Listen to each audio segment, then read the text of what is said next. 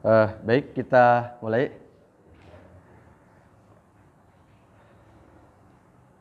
Assalamualaikum warahmatullahi wabarakatuh. Alhamdulillahi rabbil alamin. Wabihi nasta'inu ala umuri dunya waddin. Wassalatu wassalamu ala ashrafil anbiya'i wal mursalin. Wa ala alihi wa sahbihi ajma'in. Amma ba'du. Para bapak sekalian yang dimuliakan Allah Subhanahu wa taala, mari sama-sama kita awali kajian kita pada pagi hari ini dengan sama-sama membaca surat Al-Fatihah ila hadratin Nabiyil Mustafa Muhammadin Rasulillah sallallahu alaihi wasallam wa ala hadhihi niyyah wa ala kulli niyatin salihah. Al-Fatihah. A'udzu billahi minasyaitonir rajim. Bismillahirrahmanirrahim. Alhamdulillahirabbil alamin arrahmanir rahim maliki yaumiddin. Iyyaka na'budu wa iyyaka nasta'in ihdinas siratal mustaqim. Siratal ladzina an'amta 'alaihim ghairil maghdubi 'alaihim waladdallin. Amin. Pada pertemuan terakhir kita sampai di ayat 5. Iyyaka na'budu wa iyyaka nasta'in. Ya. Iyyaka na'budu wa iyyaka nasta'in. Iyyaka itu yang disebut dengan domir, ya. Jadi domirnya itu sebenarnya huruf kafnya. Kaf. Ka itu kepada engkau, kepadamu, yaitu maksudnya kepada Allah. Kepadamu ya Allah. Iyyaka na'budu wa iyyaka, dan hanya kepadamu nasta'inu, kami memohon pertolongan. Saya jadi ingat dulu ada saudara abang gitu ya. Abang, dia seorang TNI, kemudian dia bertanya, ada katanya kalau di Jawa Barat kan Sunda paman itu mamang gitu ya. Mamang, kemudian dia manggilnya mamang untuk memangkan anaknya gitu ya. Mang, ada yang ini katanya, ada yang ngajarin satu wirid gitu, wirid. Tapi wiridnya itu iya Adam na'budu wa iya Adam nasta'in gitu. Nah, jadi itu kan kalimatnya mirip gitu dengan apa yang ada di surat Al-Fatihah ayat 5. Hanya ka-nya itu diganti dengan Adam. Nah, itu saya kaget gitu mendengar kalimat itu, karena memang itu satu kalimat kemusyrikan gitu ya, kalimat kemusyrikan. Artinya ketika kafnya itu diganti dengan objek lain gitu, objek lain, artinya dia menyembah selain Allah gitu. Dia menyembah selain Allah dan dia memanjatkan permohonan, mohon pertolongan kepada selain Allah. Yang di situ beliau menyampaikan, orang itu menyebutkan mengganti ka-nya itu dengan Nabi Adam gitu. Ya, walaupun Nabi Adam itu seorang nabi, nabi Allah gitu, tapi memang kita tidak boleh menyembah nabi gitu. Nabi itu orang-orang pilihan Allah Subhanahu wa taala yang Allah angkat untuk menjadi nabinya, untuk menyampaikan risalah wahyu dari Allah Subhanahu wa taala yang kita muliakan, yang kita hormati, tapi tidak kita sembah gitu. Jadi ayat ini mengajarkan kepada kita satu ajaran ketauhidan, bahwa memang puncak ketauhidan kita dan satu-satunya tempat kita menyampaikan permohonan setelah kita menyembahnya, setelah kita beribadah kepadanya, hanya Allah Subhanahu wa taala. Nah, kemudian nasta'in ini posisinya setelah na'budu. Artinya memang perkuat ibadah kita. Setelah itu kemudian sampaikan permohonan kita kepada Allah. Makanya kalau kita mau memanjatkan permohonan, ada salah satu cara dalam berdoa itu yang disebut dengan tawasul. Tuh. Tawasul itu apa? Tawasul itu artinya kita menyampaikan atau melakukan satu amal soleh, melakukan amal ibadah, lalu amal ibadah itu kita ikrarkan kepada Allah Subhanahu wa Ta'ala sebagai persembahan, yang kemudian setelah itu dengan amal soleh itu kita memohon kepada Allah, Allah mengabulkan niat kita. Tentang tawasul ini ada kisah yang paling masyhur, yang sangat masyhur yang disampaikan oleh Rasulullah, yaitu kisah 3 orang yang tertutup di gua gitu, tertutup batu besar di sebuah gua karena dia memang butuh perlindungan. Kemudian mereka masuk ke dalam gua 3 orang, dan ternyata tanpa diduga ada batu turun menggelinding dari gunung, dari bukit, sampai akhirnya menutupi pintu gua gitu, pintu gua. Dan semua orang barangkali yang berpikir tentang kisah ini sudah mikirnya itu nggak ada jalan keselamatan bagi 3 orang itu gitu. Gimana caranya gitu orang bisa selamat gitu. Waalaikumsalam warahmatullahi wabarakatuh. Ya, mangga. Ternyata mereka berdoa kepada Allah Subhanahu wa Ta'ala, tapi mengiringi doanya itu diawali dengan menyebutkan amal soleh yang mereka lakukan.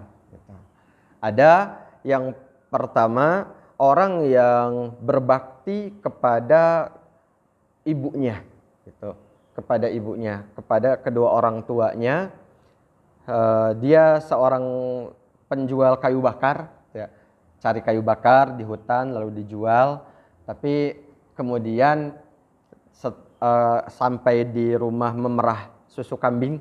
Kalau dulu nggak masyhur, belum tren susu sapi ya, dulu trennya susu kambing. Nah, susu kambing, tapi ternyata dia setelah menjual kayu bakar itu terlambat pulangnya, kemalaman, sehingga ketika pulang ibunya sudah tidur. Karena ibunya sudah tidur, dia perahan susunya itu tidak diberikan kepada siapapun, termasuk anaknya yang merengek-rengek menangis-nangis pengen susu, tapi karena belum memberikan susu kepada ibu, dia tunggu ibunya sampai bangun dan gak berani membangunkan ibunya. Sampai akhirnya setelah ibunya bangun baru diberikan susu itu ke ibunya, baru sisanya diberikan ke anaknya. Kata dia, ya Allah, jika apa yang hamba lakukan itu satu amal yang engkau ridhoi, maka bukakanlah gitu. Bukakanlah jalan keselamatan untuk kami dari dalam jebakan gua ini. Ternyata dengan doa itu batu bergeser, sehingga mereka mulai bisa bernafas, mulai terlihat cahaya matahari. Kemudian yang kedua, orang yang orang yang tergoda dengan seorang sepupu gitu. Jadi sepupu cantik. Jadi sepupu itu kan boleh dinikahi ya, boleh dinikahi. Nah, cuman dia itu memang tergoda untuk melakukan perzinahan dengan sepupunya itu. Sepupunya cantik.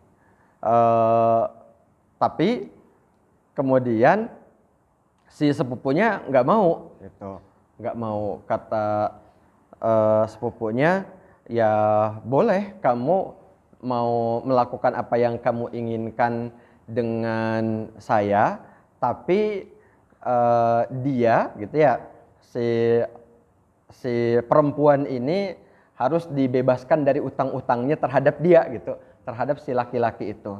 Jadi udah memberikan sejumlah uang gitu kepada itu, tapi ketika dia mau melakukannya, dia ingat Allah, dia takut kepada Allah, dan dia nggak jadi. Kemudian kata dia, ya Allah, jika apa yang hamba lakukan itu kebaikan yang engkau ridhoi, maka bukakanlah jalan untuk kami. Akhirnya semakin lebar gitu, semakin lebar. Sampai akhirnya yang ketiga itu orang yang punya pegawai gitu, punya pegawai. Pegawainya itu saat itu gajinya belum mau dibayar gitu. Sampai akhirnya ketika saatnya gajinya dibayar, ternyata pegawainya pergi. Akhirnya sama si tuannya itu, si tuan yang sedang ada dalam gua salah satunya, gaji itu dibelikan ternak, kemudian ternaknya dikembangkan, sampai akhirnya setelah ternaknya banyak, orangnya datang gitu. Orangnya datang kemudian bilang, kamu jangan menjadi orang zalim karena kamu tidak membayarkan gaji untuk saya. Kata dia, gajimu ada utuh, tidak terkurang sesuatu apapun. Tuh lihat, di sebuah lembah banyak penuh dengan ternak, itu gaji kamu. Kemudian kata orang itu, kamu jangan bercanda gitu kan. Karena itu seperti sebuah candaan, dia dianggap dicandain gitu. Benar, itu gaji kamu. Akhirnya semua ternak itu dibawa pergi sama orang yang pemiliknya tadi, tanpa memberikan sedikit pun gitu ya dari hasil ternaknya itu, dibawa semuanya gitu. Kata dia, ya Allah, jika itu adalah kebaikan yang engkau ridhai, maka bukakanlah pintu untuk kami. Akhirnya mereka bisa keluar gitu. Nah, jadi na'budu itu melakukan amal soleh gitu, melakukan amal soleh. Lalu dengan amal soleh itu boleh kita jadikan sarana untuk tawasul kepada Allah Subhanahu wa taala, untuk memohon diijabah atas permohonan kita gitu, ke hajat kita. Jadi kita sih sering melakukan hal itu ya, melakukan hal itu, dan contohnya memang disampaikan oleh Rasulullah Shallallahu Alaihi Wasallam. Jadi itu diantaranya, kuatkan tauhid kita, kuatkan ibadah kita. Setelah itu sampaikan permohonan kita kepada Allah, nasta'in. Nah, tapi juga bahwa memang na'budu dan nasta'in, ibadah dan memanjatkan permohonan ini memang tidak boleh ditujukan kepada siapa-siapa tadi, hanya boleh kepada Allah saja gitu. Sehingga kenapa iya Adam na'budu wa iya Adam nasta'in, itu sebuah kalimat kemusyrikan yang tadi dicontohkan gitu ya, yang orang sampaikan. Baik, kemudian berikutnya ini akhirnya menjadi semakin nyambung dengan ayat 6. Ayat 6, ihdinas siratal mustaqim. Karena ayat 6 ini memang kalimat doa. Kalimat doa yang mengajarkannya langsung Allah Subhanahu wa taala. Jadi Allah memerintahkan kepada kita untuk memanjatkan doa sehari bahkan lebih dari 17 kali gitu ya. Kalau kita melakukan sholat wajib saja minimal 17 kali, apalagi ditambah sholat-sholat sunnah gitu. Sholat sunnah itu idealnya wajib dengan sunnah dalam sehari itu sebenarnya 40 rakaat gitu. Dalam sehari itu dengan sunnah-sunnah rawatib gitu ya, qabliyah, ba'diyah, kemudian ditambah dengan witir gitu. Jadi genap 40 rakaat karena wajibnya 17, tadi ganjil berarti sunnahnya ya 23 ya. Jadi 40 gitu kan. Nah, 17 tambah 23. Itu yang muakkad gitu ya, yang sunnah-sunnah muakkad, qabliyah, ba'diyah dan witir gitu, dan witir. Jadi di situ kita diperintahkan oleh Allah Subhanahu wa taala untuk menyampaikan permohonan kepadanya dengan satu kalimat yang ia ajarkan, ihdina. Ihdi itu sebenarnya dalam struktur bahasa Arabnya itu disebut dengan fi'il amar gitu. Fi'il amar itu, fi'il itu kata kerja, amar itu perintah gitu. Kata kerja, perintah. Tapi perintah itu kalau kepada Allah pastinya namanya bukan perintah gitu, tapi permohonan. Makanya orang-orang itu menyampaikan ada tolab. Tolab itu dari bawah ke atas, dari atas ke bawah, atau dari satu pihak kepada pihak yang sepadan gitu. Pihak lain yang sepadan. Nah, kalau kita misalkan menyampaikan satu tolab. Tolab itu perintah atau permintaan gitu artinya ya. Tolab itu. Kalau kita sih biasa misalkan mengatakan ada tolabul ilmi. Tolabul ilmi itu mencari ilmu ya artinya. Tolabul ilmi. Jadi tolab itu mencari atau meminta atau memerintah, amar gitu. Nah, itu kalimat umum dari arti kata tolab. Tolab. Jadi tolab itu kalau dari atas ke bawah itu namanya perintah dari Allah kepada kita, dari atasan kepada bawahan, dari orang tua kepada anak. Nah, itu namanya dari atas ke bawah. Sedangkan dari bawah ke atas namanya doa gitu ya. Ya, minta gitu. Doa dari kita kepada Allah itu permintaan. Dari atas ke bawah perintah, dari bawah ke atas permintaan gitu, permohonan. Permohonan kalau kepada Allah jadinya doa gitu. Ya, betul. Nah, di sini doa yang diajarkan oleh Allah Subhanahu wa taala dalam bentuk amar, ihdi, mohon berikan hidayah gitu ya. Jadi hada yahdi gitu kalau kata kerjanya. Kalau hada yahdi itu artinya memberikan petunjuk. Kalau hidayah itu petunjuknya gitu ya. Hidayah itu petunjuknya. Kalau ihdi berikanlah petunjuk. Makanya kan ada anekdot ya, cerita tentang ihdinas siratal mustaqim yang digunakan oleh orang yang tidak bisa bahasa Arab ketika tersesat di Arab gitu kan. Gitu ya, ada anekdotnya. Tersesat dari masjid gitu ya, masjid. Cuman dia dia cerdas katanya. Kalau anekdotnya itu bilang dia orang Indonesia. Tapi kalau versi kami di orang Jawa Barat itu orangnya orang Sunda gitu.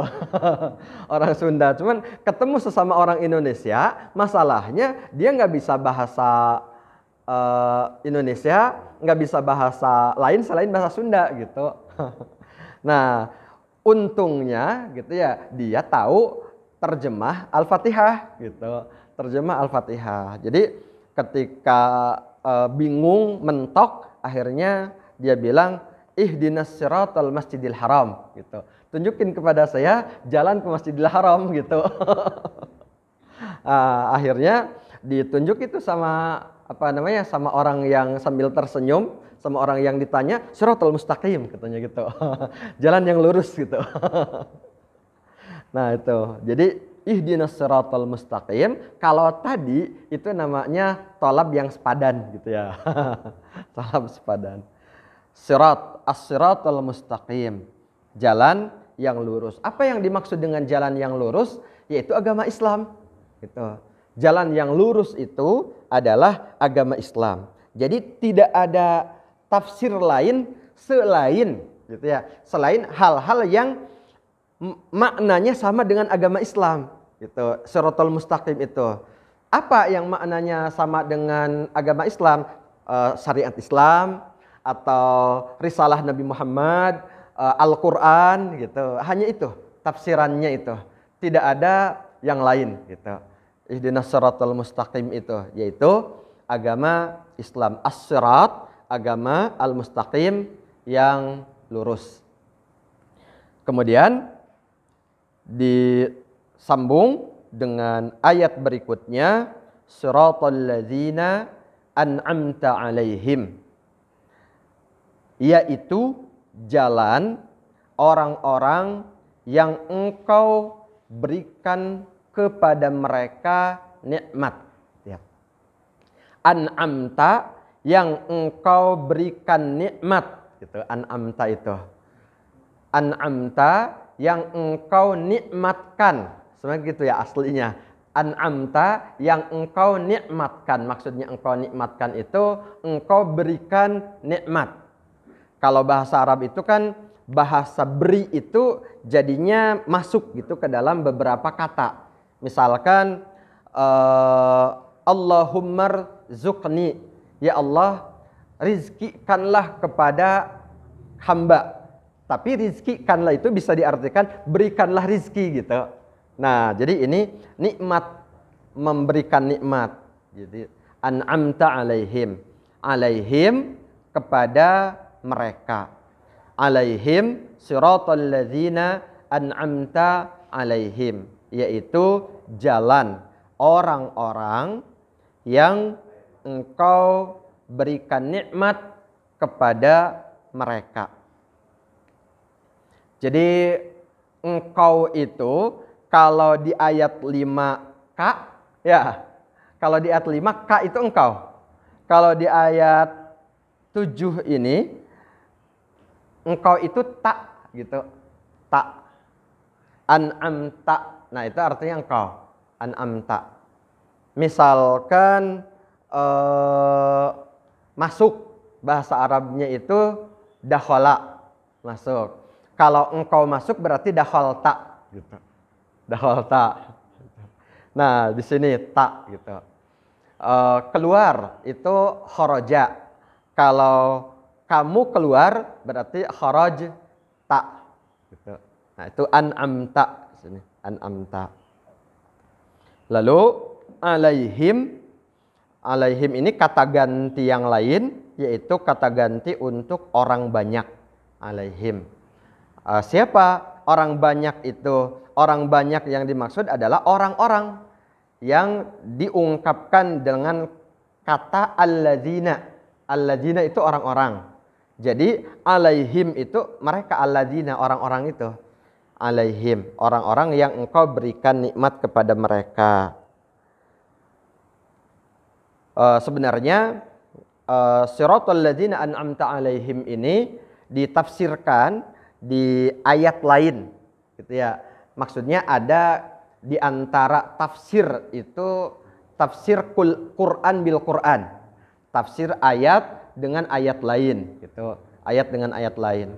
Walaupun bukan berarti tafsir ayat dengan ayat itu bisa menafsirkan sebuah ayat dengan sembarang ayat gitu ya. Tapi pastinya ayat yang memang nyambung dengan ayat tersebut. Ada ayat itu alladzina an'ama 'alaihim minan nabiyyin was-siddiqin wasyuhada was-salihin wa hasuna ulaika rafiqa gitu ya. Nah, itu menjadi tafsiran dari ayat ini. Siapakah orang-orang yang diberi nikmat oleh Allah itu? Siapakah? Yaitu alladzina an'ama 'alaihim minan nabiyyin, para nabi, wasiddiqin, orang-orang yang jujur dengan keimanan mereka, orang-orang yang paling jujur, paling benar, wasyuhada, dan orang-orang yang mati syahid, wassalihin, dan orang-orang soleh.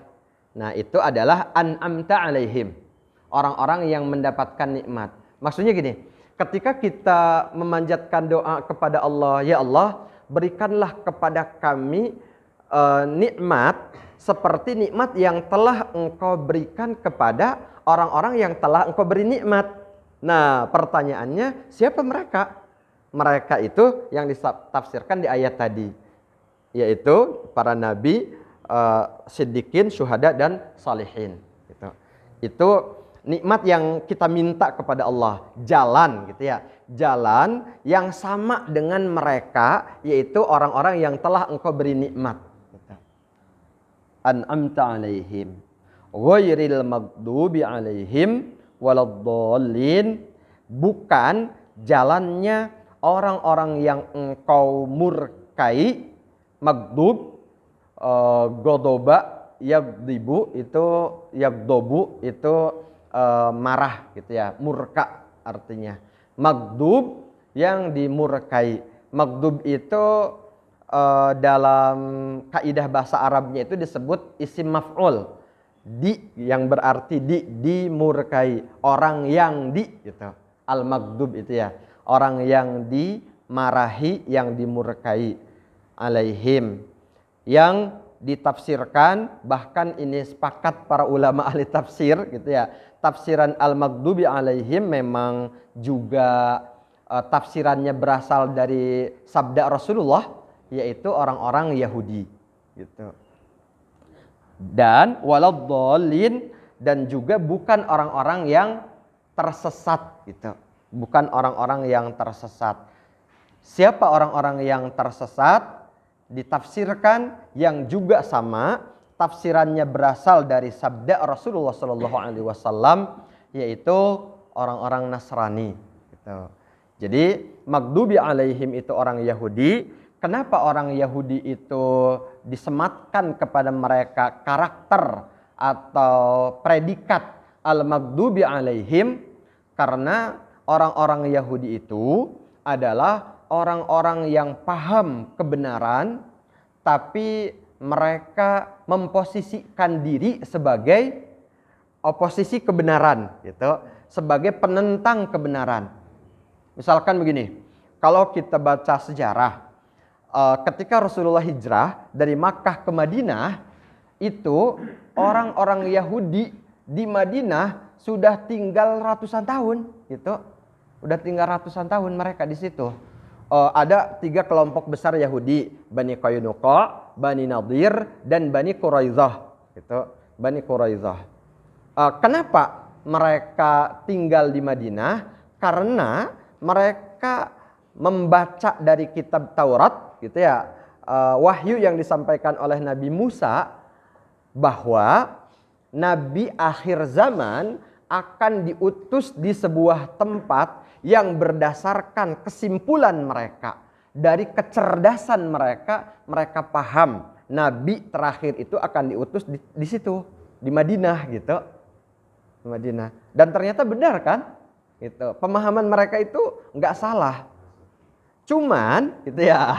Nah, cuman pemahaman mereka itu tidak digunakan oleh mereka untuk kemudian mengimani Nabi yang diutus kepada mereka, tapi mereka tinggal di situ beratus-ratus tahun tujuannya untuk merekayasa rencana Allah. Maksudnya merekayasa gimana? Maksudnya mereka ingin Nabi terakhir akhir zaman yang diutus oleh Allah itu berasal dari anak-anak mereka, gitu. Lahir dari keturunan mereka. Ternyata mereka udah ratusan tahun tinggal di Madinah, Allah mendatangkan nabinya itu dari Makkah gitu. Jadi, nah itu maghdubi alaihim itu seperti itu. Mereka memang orang paham terhadap kebenaran, lalu kebenaran itu mereka rubah, mereka sembunyikan dari orang-orang, sehingga orang-orang itu taunya yang benar itu salah, yang salah itu benar. Gara-gara apa? Gara-gara dirubah sama mereka, sama orang-orang Yahudi gitu. Makanya mereka itu al-maghdubi alaihim, dimurkai oleh Allah.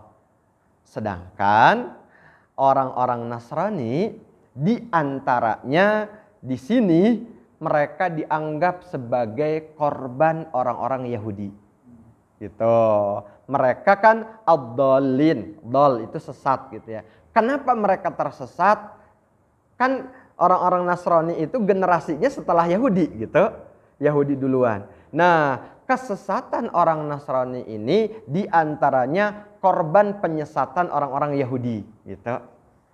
Disesatkan oleh orang-orang Yahudi yang menyembunyikan kebenaran, akhirnya orang-orang Nasrani tersesat gitu. Tersesat. Nah, jadi ini menegaskan bahwa, nah di sini disampaikan di paragraf terakhir gitu ya. Penjelasan ini menunjukkan bahwa orang-orang yang mendapatkan petunjuk bukanlah orang-orang Yahudi ataupun Nasrani. Apa maksudnya? Kalimatnya kan ghairil gitu ya. Ghairil maghdubi, bukan gitu. Bukan. Mohon maaf. Kan ada orang, kalau saya sih mengenalnya orang liberal gitu ya, ininya itu labelnya gitu ya, labelnya yang mengatakan bahwa kebenaran itu tidak hanya milik Islam gitu, tapi semua agama itu benar, semua agama itu benar. Sebenarnya prinsip yang disebut dengan pluralitas gitu ya, pluralitas kebenaran, pluralitas agama itu juga menjadi prinsip dalam Islam. Maksudnya bahwa Islam itu mengimani semua syariat yang diturunkan kepada semua nabi dan rasul, dari mulai Nabi Adam sampai Nabi Muhammad gitu. Sampai Nabi Muhammad itu semuanya kita imani, tidak ada yang dipilah-pilah. La nufarriqu baina ahadin minhum. Salah satu ayat mengatakan begitu. Kita umat Islam dalam keimanan kepada para nabi itu tidak milih-milih, tidak milah-milah. Semuanya kita imani, nabi Allah itu, nabinya dan syariatnya gitu. Yaitu syariat yang sama dari Allah Subhanahu wa taala, terutama dalam inti ketauhidan gitu ya, dalam inti ketauhidan. Tapi kalau berkaitan dengan statement tadi gitu ya, yang semua agama benar,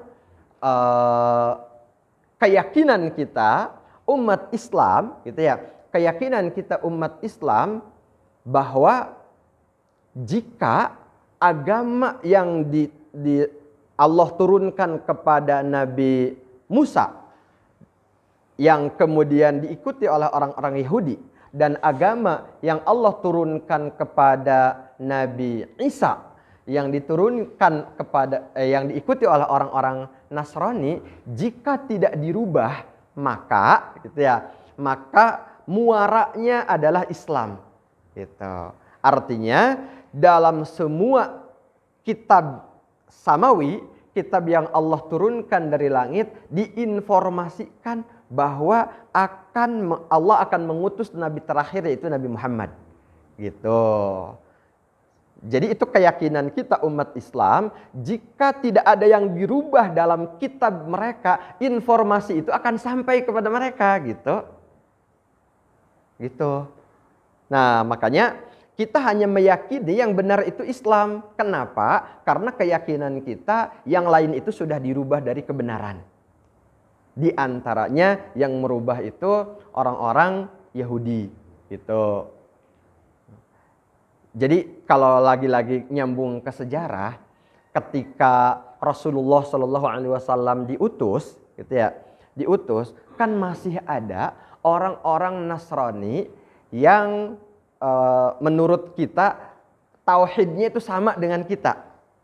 Itu. Di antaranya siapa? Di antaranya yang pertama pendeta yang menitipkan saran kepada Salman Al-Farisi untuk menuju Madinah, untuk berangkat ke Madinah agar bertemu dengan Nabi terakhir yang akan diutus. Tuh yang pertama. Yang kedua adalah pendeta Bahira, yaitu pendeta yang bertemu dengan Rasulullah di umur beliau 9 tahun. Ketika Rasulullah dibawa oleh Abu Talib untuk berdagang ke Syam. Kan Rasulullah dipayungi oleh awan kan? Oleh awan gitu di padang pasir yang panas itu. Sehingga pendeta Bahira ini heran gitu kan. Nah beliau tahu tanda-tanda kenabian dari kitab suci. Kitab suci Yahudi dan Nasrani itu gitu. Mereka itu memang dua kitab suci itu, kalau para pendeta waktu itu paham dua kitab itu gitu. Taurat dan Injil gitu. Walaupun sampai ke mereka itu sebenarnya informasinya itu udah nggak utuh gitu. Di masa itu udah nggak utuh. Apalagi Taurat kan udah lama ya masanya, udah lama gitu. Penyimpangannya udah banyak, apalagi ulah-ulah Yahudi tadi gitu. Nah, itu yang kedua. Yang ketiga adalah Waraqah bin Naufal. Siapa Waraqah bin Naufal? Orang yang sepupunya Khadijah ya. Sayyidah Khadijah, Siti Khadijah. Ketika Rasulullah dapat wahyu, kemudian datang kepada Waraqah bin Naufal. Nah, Waraqah bin Naufal ini punya dua teman. Jadi mereka itu bertiga. Ada teman yang kedua itu pamannya Umar bin Khattab. Gitu ya. Namanya Zaid gitu ya, pamannya Umar bin Khattab itu. Kan ada Umar bin Khattab itu punya sepupu Sa'id bin Zaid yang menikahi adiknya Fatimah. Jadi bicara ini ya orang-orang. Orang-orang. Nah, itu Waraqah bin Naufal punya teman namanya Zaid gitu ya. Kemudian punya teman lainnya itu juga sepupunya Rasul, yaitu Abdullah bin Jahsy. Saudara dari salah satu istrinya Rasul, Zainab binti Jahsy gitu. Oke, itu orang-orang yang tauhidnya saat itu masih lurus gitu. Sehingga ketika Rasul menyampaikan wahyu itu udah gampang bagi mereka untuk menjadi orang-orang beriman. Nah, berikutnya orang-orang Nasrani yang beriman adalah Raja Najasyi, yaitu yang ada di Afrika, di Ethiopia atau Abyssinia. Gitu. Nah, itu sejarah yang sesuai dengan keyakinan kita tentang informasi dari Al-Quran bahwa kebenaran itu tidak ada pada Yahudi dan tidak ada pada Nasrani. Gitu. Jadi mohon maaf kalau kita umat Islam tidak meyakini agama yang lain selain Islam. Gitu. Kita umat Islam tidak meyakini kebenaran agama yang lain selain agama Islam. Walaupun kita juga menerima atau tidak menentang bahwa nilai-nilai kebenaran dan kebaikan ada di mana-mana ada, gitu. Ada. Cuman kalau masalah agama yang benar secara utuh hanya Islam. Gitu. Islam. Baik, jadi itu untuk pembahasan kita surat Al-Fatihah sesi kedua. Alhamdulillah sampai selesai ayat ke-7. Mudah-mudahan menjadi tambahan penguat kita sehingga ketika setiap membaca surat Al-Fatihah kita selalu bisa memasukkan pesan-pesannya ke dalam hati kita, gitu ya, dalam hati kita. Baik, itu saja. Silahkan jika ada bapak-bapak yang ingin menyampaikan satu hal. Ya baik. Waalaikumsalam warahmatullahi wabarakatuh. Tadi dijelaskan bahwa bertawasul kepada amal ibadah kita dibolehkan ya Pak Ustaz? Iya betul. Jadi kalau kita pada suatu saat ditimpa masalah ya kan, kita boleh bertawasul terhadap amal ibadah kita supaya masalah itu diselesaikan. Ya, betul. Kalau misalnya kita bertawasul kepada orang lain, Ustaz, yang masih hidup misalnya, atau bertawasul kepada orang yang sudah meninggal, dibolehkan nggak, Ustaz? Oke, baik ya. Jadi memang cara bertawasul itu ada beberapa cara. Ya, ada beberapa cara. Punten, Ustaz, Ya. jelaskan tawasul dulu lah mungkin ya. Tawasul itu apa misalnya? Oh iya, baik. Ya, baik. Tawasul itu sebenarnya gini. Kita ada satu puji-pujian ya. Tawassalna bi bismillah wa bil hadi rasulillah. Nah, itu ada kata tawassalna. Tawassalna itu artinya kami bertawasul. Bertawasul itu apa artinya?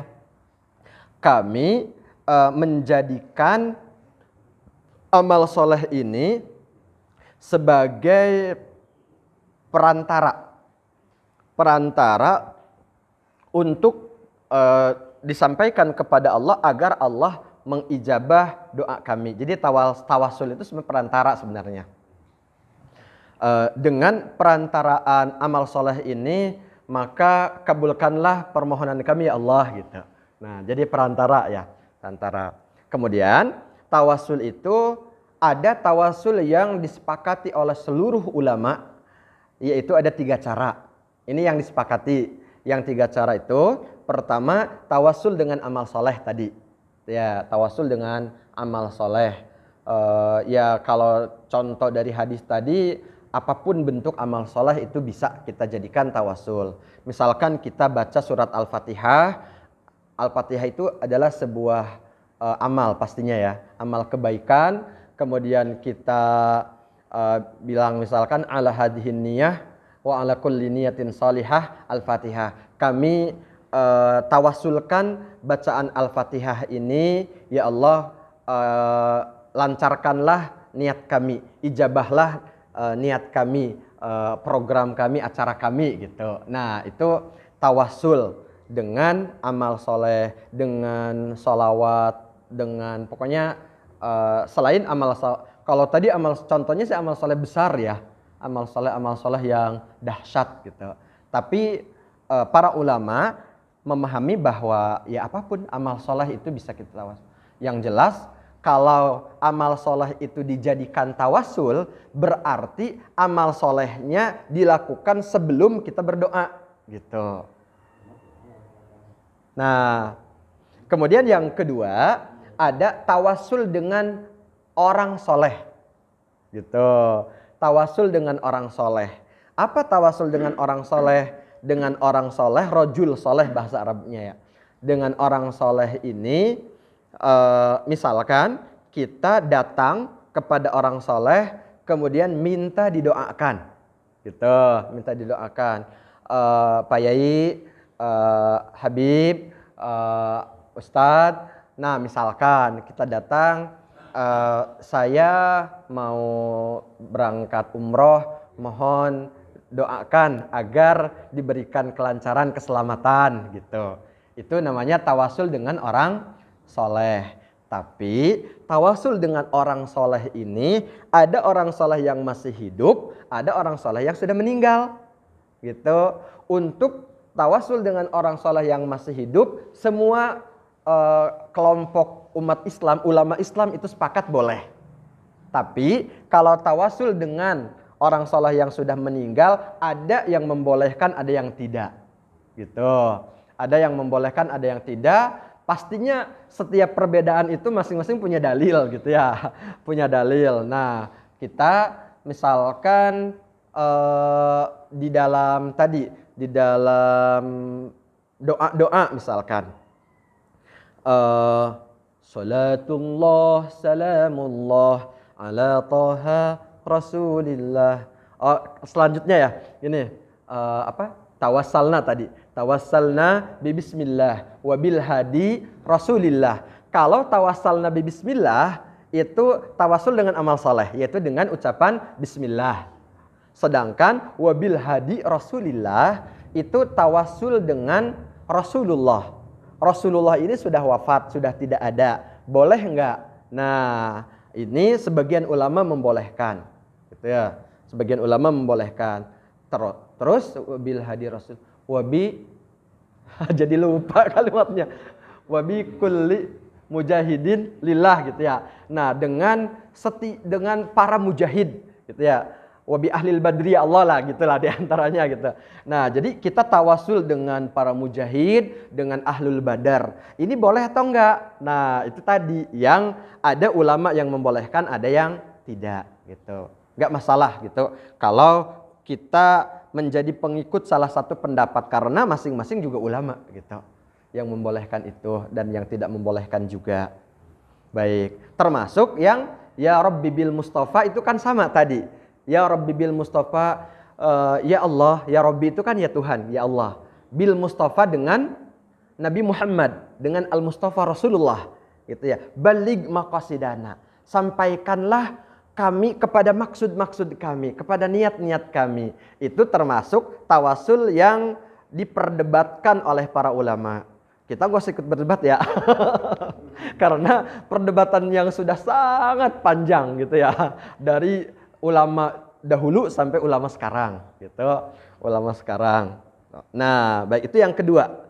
Jadi tawasul dengan amal saleh, dengan rajul saleh. Ada rajul saleh yang masih hidup, semua ulama sepakat, boleh. Kemudian dengan rajul saleh yang sudah meninggal, itu beda pendapat. Nah, tapi beda pendapatnya juga ada yang kalau dengan Nabi sih boleh, tapi dengan yang lain nggak boleh. Ada yang dengan semuanya boleh gitu. Asal jangan meminta kepada orang yang sudah meninggal itu. Itu soalnya kan ada orang yang memang doanya itu kepada orang yang sudah meninggal. Contoh misalkan ada orang mau ujian, kemudian ziarah ke makam kakek gitu ya. Kemudian kakek bantulah saya mau ujian. Nah, jadi jangan sampai di situ kalimatnya gitu. Jangan sampai di situ. Tapi itu kalau itu jadi nggak boleh gitu. Tapi jika memang kakek kita itu memang orang yang kita anggap baik gitu ya. Nah, itu bisa kalimatnya itu doanya tetap kepada Allah. Ya Allah, dengan kebaikan kakek saya ini, maka lancarkanlah ujian saya. Nah, itu menjadi tawasul yang tadi yang diperselisihkan itu gitu. Kalau kalimatnya seperti itu. Ya Allah, dengan kesolehan kakek saya orang yang banyak kebaikannya, maka ijabahlah doa saya. Gitu. Itu tadi doa yang seperti sholawat badar gitu ya. Nah, itu seperti itu. Gitu. Yang ketiga satu lagi ya. Satu lagi ini yaitu tawasul dengan Asmaul Husna. Tawasul dengan Asmaul Husna itu kalau kita meminta rahmat kepada Allah, awali dengan memuji Allah yang Maha Rahman, Maha Rahim. Ya Arhamar Rahimin, irhamna. Wahai Zat yang Maha Pengasih, Maha Penyayang, curahkanlah rahmatmu kepada kami, kasih sayangmu kepada kami. Gitu. Ya Razzaq, urzuqna. Ya Wahhab, urzuqna. Wahai Zat yang Maha Kaya, berikanlah rizki kepada kami. Jadi itu tawasul yang sepakat semua ulama boleh dengan amal soleh, dengan rajul soleh yang masih hidup, dengan Asmaul Husna. Kalau dengan orang soleh yang sudah meninggal, sebagian ulama membolehkan, sebagian tidak. Gitu.